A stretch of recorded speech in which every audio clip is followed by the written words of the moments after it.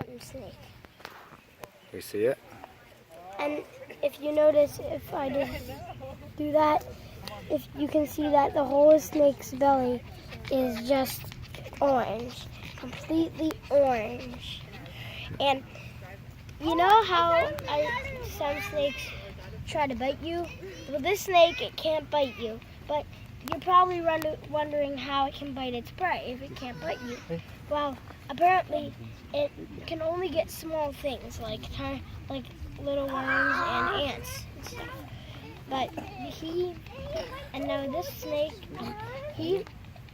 Ringnecks can't bite. Like I said. I don't believe you. I think he'd bite your face. Here. See?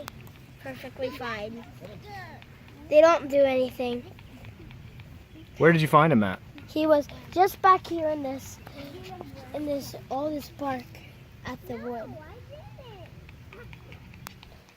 And I don't know.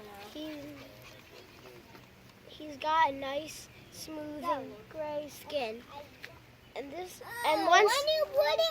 once you get them, they're always calm down because they always get really calm. And you might be wondering why I speak loudly and the animal doesn't get scared. It's because snakes only feel vibrations because they don't have ears to hear like we do. So see how they don't have like the holes on the side of their head like lizards do? If you zoom in there, they don't. If you try to see. Very and cool. And they have a kind of pointy tail there. And so they're harmless, right? So you shouldn't be afraid of them. So you shouldn't be afraid of them. All right. Thanks for showing us. Well, be brave, stay wild. See you in the next adventure.